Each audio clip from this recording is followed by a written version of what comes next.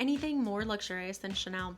I don't think so. Today we're trying a full face of Chanel makeup featuring the new summer 2020 Les Beiges launch, and I am just in love with how it turned out. My first job out of college was as a rep for Chanel, so I have a very soft spot for them, and as we do my makeup today, I'm gonna share just a few anecdotes from my time with Chanel. If your makeup routine is your favorite ritual, be sure to hit the subscribe button because I am here 3 times a week sharing my beauty habit with you. Let's dive in. I'm gonna start with a little bit of the Les Beiges Sheer Healthy Glow Highlighting Fluid. I just put that on the high points of my face. This product is very similar to the Armani Fluid Sheer and the Say Super Glowy Gel that I talk about all the time. Even the Charlotte Tilbury, their Hollywood Flawless Filter. This is very similar. It's just a nice glowy highlighting product that you can use under makeup or on top of makeup. And of course it has that signature Chanel scent.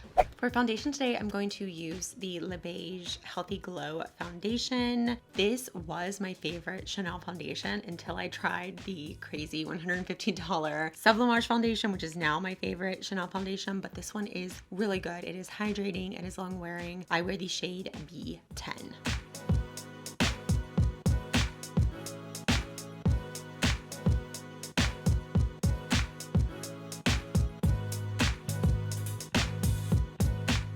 Alright, this half of the face is finished. As you can see, it gives us a nice radiant glow. It is very hydrating. If you have dry skin, this is a really nice hydrating foundation. It does, as with most Chanel products, have some fragrance. This one doesn't tend to bother me. It dissipates quite quickly.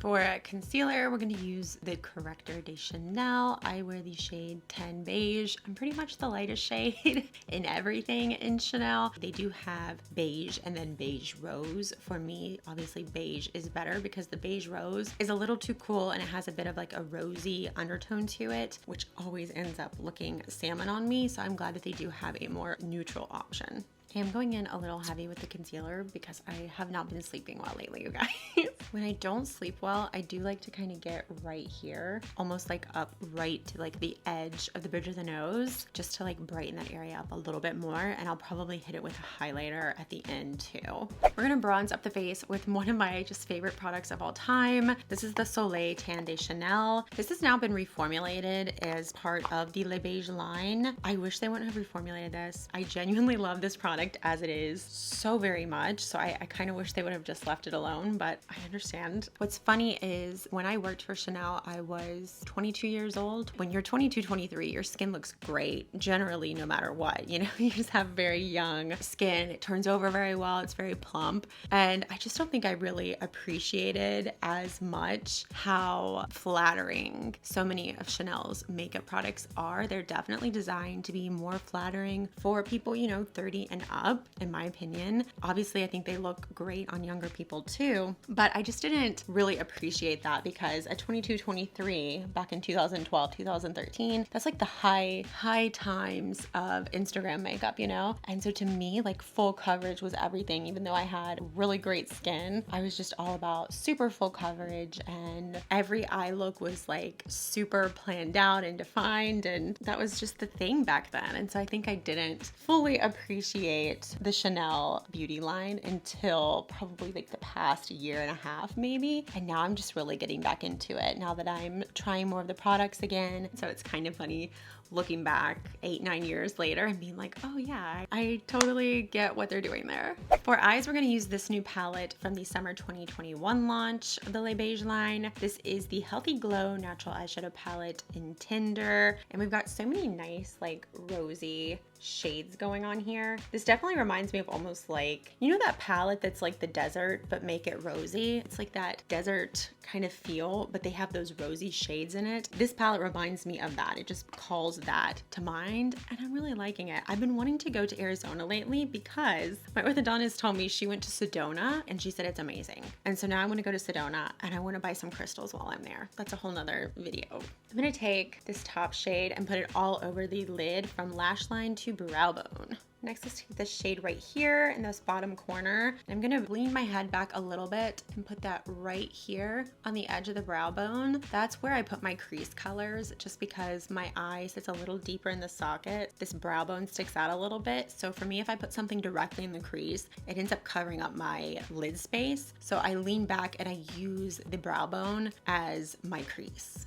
Honestly, up until like the past year, I was always so afraid of bringing my shadow up that high. So if you are like me and you ever feel like, oh, I don't want to take my shadow up that high, give it a try one day. I mean, just, you know, if you're not going somewhere, give it a try, see how you like it, because I feel like it really does open my eye up more. And I used to keep my shadows so low, and now I love kind of pulling them up a little bit more. And you can see here that using the brow bone as my guide for my crease really keeps the eye open. It gives me more lid space to work with. I'm not encroaching upon that little bit of lid space that I do have. I'm really leaving it open to do other things with and add some more dimension to the eye. Next, we're gonna take this shade right here. I'm gonna get a crease brush, a MAC 217. I'm gonna take that, I'm gonna do my inner corner and my outer corner following the shape of the eye, and we're gonna kind of create a little bit of a halo eye today, because I've seen that that is back on trend. So you can see what we've done here is just follow the natural shape of the eye on the inner corner and the outer corner, and left a tiny bit in the middle where we're gonna put a lighter shadow just to give a more rounded eye appearance.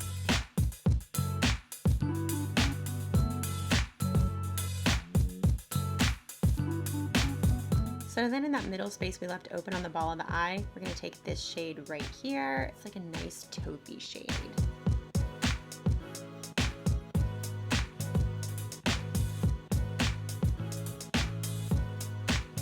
To finish off the eyes, I'm going to take an angled liner brush and make a shadow wing using the darkest shade in the palette right here. Then I'm going to take a little bit of this shade right here, and I'm going to use a little pencil brush to smoke out the lower lash line.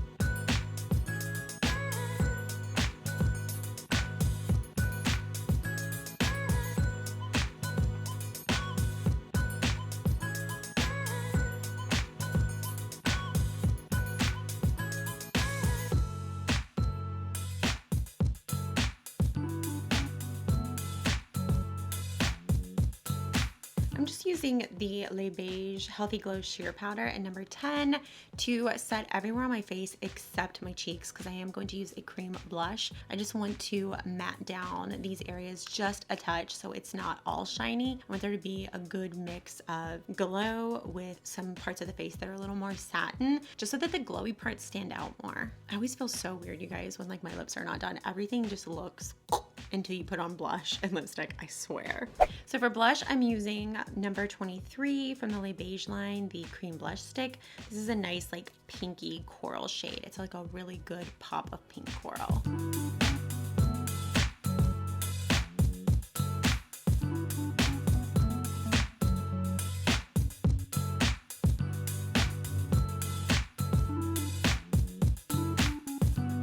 A little extra on the apple of the cheek just to give more rouge there, and then kind of let it lighten up as we go up the cheekbone.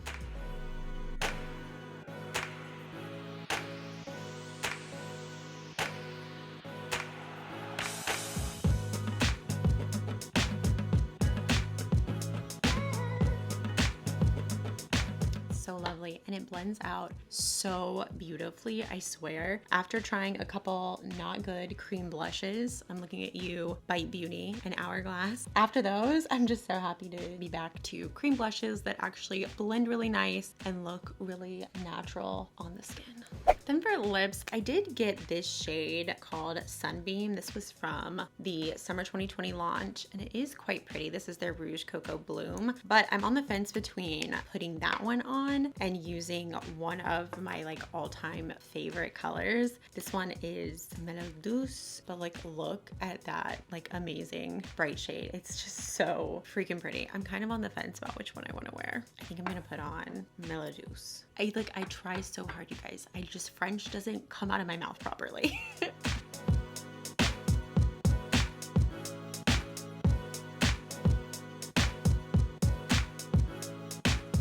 my God, it's so pretty. What's funny is when I first started working for Chanel, the fellow rep who recommended this shade on me, she was like, that's the perfect shade for you. I never wanted to wear this shade because I didn't like her, and so I didn't want her to be right, and so I resisted this shade, but it really is such a good shade on fair skin, like especially like if you just do like really light everything else and then get you like a good lip liner and throw this shade on, it's like such a statement lip. Let's finish up with highlighter. This is the highlighting powder in number 40, White Opal.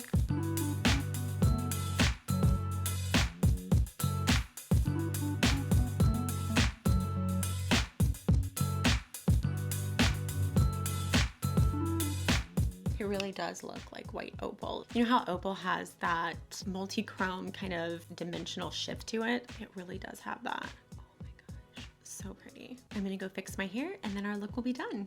Ta-da! We are Chanel Summer ready. I really love this face of makeup. Chanel just makes beautiful, luxurious products, and I'm really glad that I picked this eye palette up because I think it is a really lovely summer palette for those of us who are on the very fair side of things. If you like one brand tutorials, be sure to check out my recent full face of Charlotte Tilbury and let me know in the comments what full face of one brand would you like to see next. I hope to see you in my next video, and until then, you take care of yourself. Bye.